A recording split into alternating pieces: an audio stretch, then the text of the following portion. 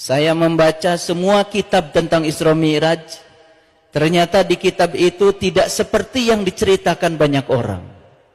Oleh karena itu, mohon izinkan saya, kalau hari ini saya menyampaikan sesuatu yang mungkin kelihatannya berbeda.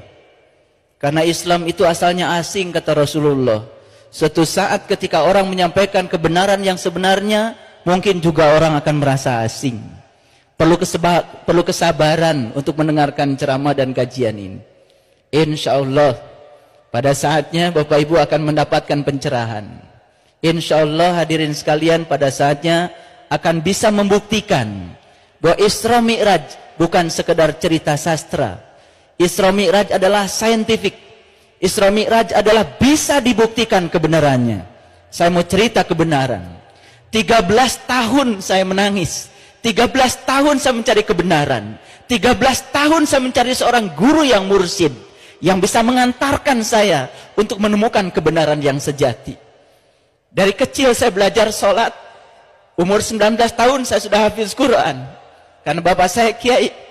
Semakin saya membaca Quran, semakin dalam membaca Quran, saya semakin tidak bisa tidur. Semakin gelisah batin ini. Katanya Allah ada bersama dengan kita. Lebih dekat kepada kita daripada urut leher kita. Tapi kita belum bisa membuktikannya. Katanya Allah bersama dengan kita. Tapi sholat saya selama itu tidak pernah bisa khusyuk. Rakaat demi rakaat dilakukan.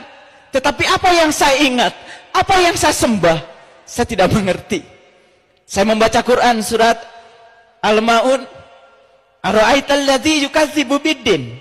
Celakalah para pendusta agama. Fazalikal ladzi yad'ul yatim. Yang mentelantarkan yatim. Siapa yatim itu sesungguhnya? Dari kehidupan kita sehari-hari kita tahu yang namanya yatim adalah mereka yang tak beribu, yang tak berbapa. Tapi begitu saya membuka lembaran-lembaran kitab yang hakiki, ternyata yatim bukan yang tak beribu, tak berbapa. Bukan manusia yang namanya yatim. Yang tak beribu, yang tak berbapa bukan manusia. Setiap manusia yang lahir ke dunia pasti ada ibunya, pasti ada bapaknya. Betul? Cuman ada yang sudah meninggal, ada yang masih hidup.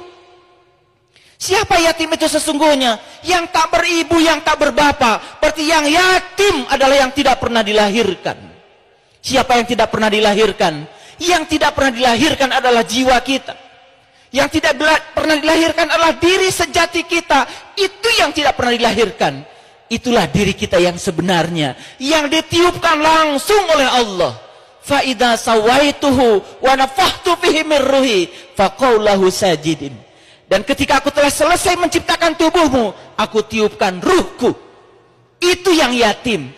Itu yang banyak ditelantarkan oleh kita. Salat kita cuma raganya saja. Jiwa kita di mana? Cipta kita di mana? Rasa kita di mana?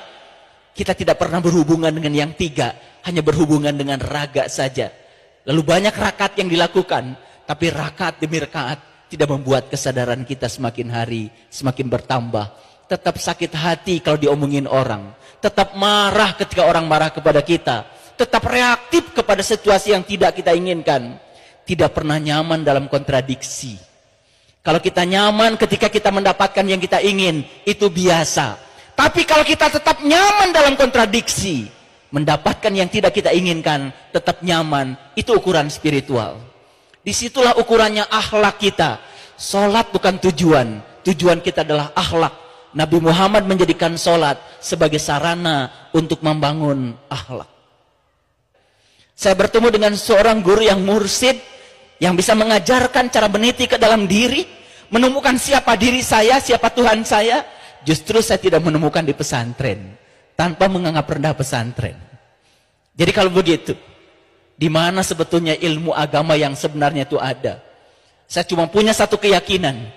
Karena Allah dalam hadis qudsi mengatakan, para waliku ada di bawah naunganku. Dan tidak ada mengenal seorang wali tanpa seizinku.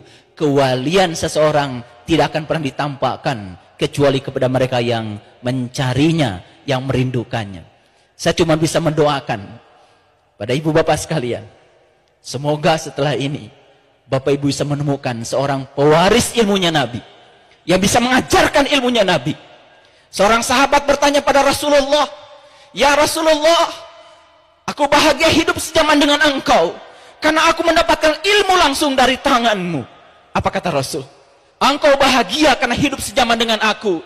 Tapi jauh lebih bahagia umatku, kata Nabi, yang hidup tidak sejaman dengan aku, tapi mereka masih dapat ilmuku dari para pewarisku. Maka Nabi mengatakan, al-ulama warasatul anbiya. Ulama adalah mereka yang mewarisi ilmunya Nabi. Di mana ilmunya Nabi sekarang? Subhanallah. Yang menceritakan Allah banyak orangnya, yang tahu Allah sedikit orangnya. Yang mengaku menyembah Allah banyak orangnya, tapi yang diaku oleh Allah bahwa dia menyembah Allah sedikit orangnya.